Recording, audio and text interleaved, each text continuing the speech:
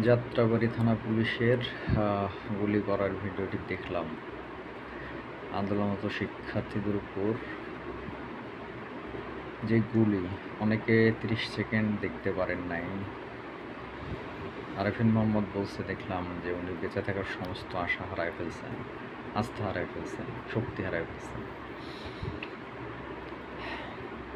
পুরোটাই দেখছি ভাই, প্রথমবার পারি নাই, টাইনে টাইনে একটু দেখছি, আবার দেখছি, 3-4 করে পুরোটা দেখছি।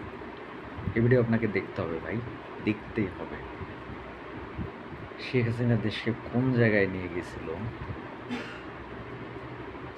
তার পুলিশকে কোন জায়গায় নিয়ে গেছিল, তার প্রতিটা প্রতিষ্ঠান, দেশের প্রতিটা প্রতিষ্ঠানকে কোন জায়গায় নিয়ে গেছিল, যারা মানুষকে আসলে মানুষ মনে করতো না। গুলি চালানো একটা ভিডিও গেম যাদের কাছে, এই ভিডিও গেম আপনাকে দেখতেই হবে ভাই। এবং এই পুলিশ জুলকারনাইন স্যারের পোস্টের মাধ্যমে আমরা গতকালেই জেনেছি, এরা 90 ভাগই গোপালী পুলিশ। এদের তালিকা লাগবে ভাই, এদের কোনোভাবে পালাইতে দেয়া যাবে না, এদেরকে জনসম্মুখে হাজির করতে হবে। আর এই ভিডিও গেম আপনারা দেখতে হবে, দেখেন প্লিজ, এই ভিডিও গেম আপনারা দেখেন।